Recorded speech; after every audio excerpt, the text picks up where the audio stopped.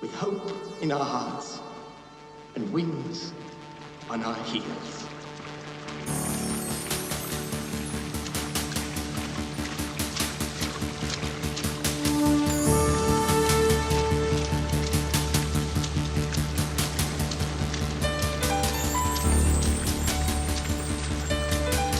Chariots of Fire.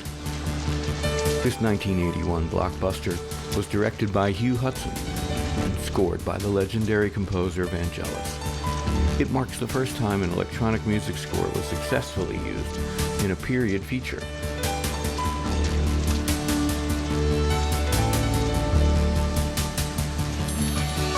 It was so successful that, besides winning 4 Oscars, including Best Picture and Best Original Score, it also created a trend for the next decade and beyond for the use of electronic music scores and sound design for all films. In this documentary, we'll be exploring how sound can change the interpretation and perception of scenes in motion pictures. But first, let's have a look at the history of sound in film. To think that there was a time when motion pictures had no synchronized sound, only a piano or organ playing live while the film rolled, is a far cry from where it is today. However, there were keen efforts being made as early as 1895 to tackle the issue of synchronized sound. This occurred when 2 major inventors, Edward Muybridge and Thomas Edison, brought their personal inventions together and gave birth to the kinetophone. It was a device with which films could be watched and heard with headphones through a peephole. However, the downside is that only one person could watch it at a time. While Muybridge and Edison never formally got together, Edison did assign his assistant William Dickson the task, and in 1895 the experiment succeeded, at least for this short clip, which we are about to witness.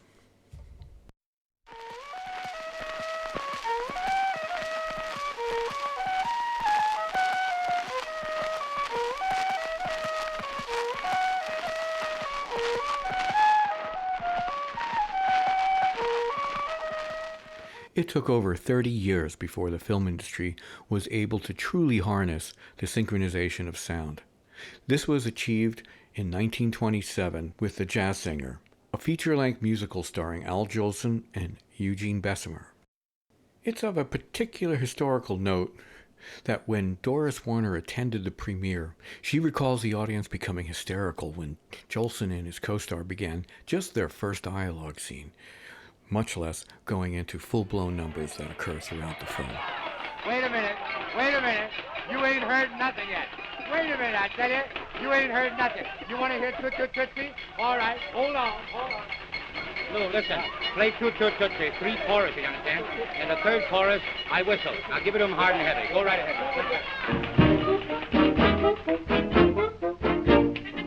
Toot Toot Tootsie, goodbye. Toot Toot Tootsie, don't cry. The little choo-choo train that takes me away from you. You don't know just how sad it makes me.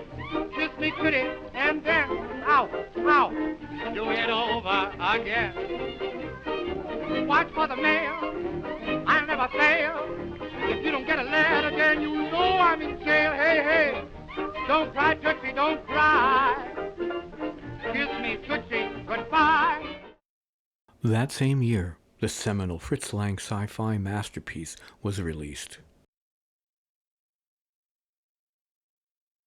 One could only imagine the additional impact Metropolis would have had if it was also presented with synchronized sound.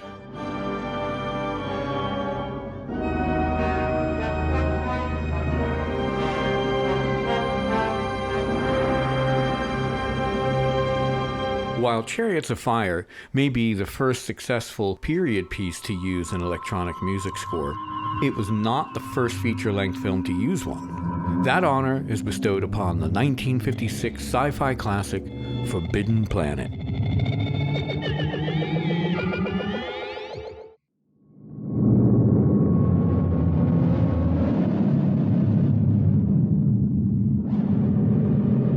Not only did it use a totally electronic music score, but the film incorporated an electronic sound design as well.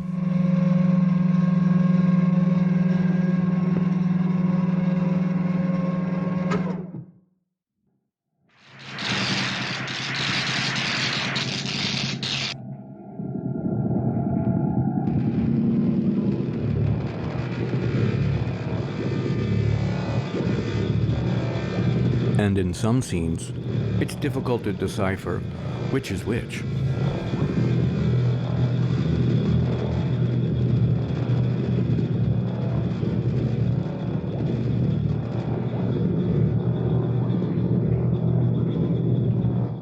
Chariots of Fire depicts the aspiration of two very different British athletes striving to attend the 1924 Olympics. One is running for the glory of God, the other to fight against bigotry and prejudice. The message of the film is the triumph of the human spirit, overcoming physical, cultural, and religious limitations. It explores the courage and belief necessary to have defiance and moral upstanding. While there are several scenes portraying various levels of anti-Semitism, Carter in 1983 pointed out that there's still an absence of substantial bigotry and prejudice. For example, Harold was still accepted and fully supported by his peers and allowed to join any of the clubs at the university. While an electronic music score is not the first choice for a period piece, it is interesting to see the organic process the composer used to arrive at that decision. My interest in it was not to create a symphony orchestra, which I can, it's very easy, but to go further than that and do things that the symphony orchestra can't do.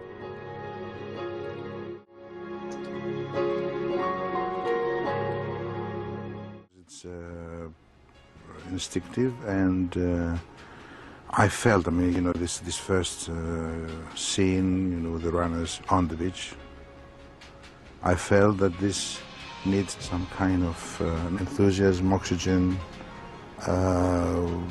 youth.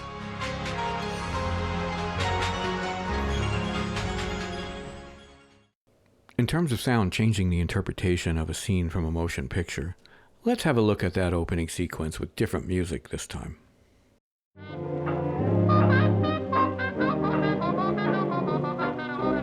As you can see, a simple change in the soundtrack drastically changes perception. Now they look like potential inmates. Let's look at that scene again with a different soundtrack.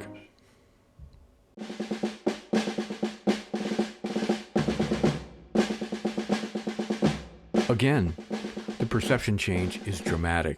It's as if we were looking at a military boot camp training session. This is why Marshall and Cohen emphasized the importance of sound and image, facilitating retention and interpretation. It also supports Limscomb and Kendall, who suggest that people are likely to understand better a motion picture with sound synchronized to it. Literally, as I read the script, I wanted to use Vangelis. I didn't want anybody else.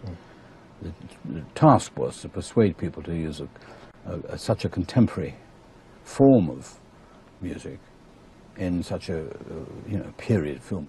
It is also interesting how Hudson used multiple Gilbert and Sullivan compositions throughout the film, not only to balance the period difference between picture and score, but also introduce satire, which offers comic relief to ease the social tension portrayed in the film. Both the Vangelis score and the Gilbert and Sullivan compositions contain contrary elements which become great storytelling tools.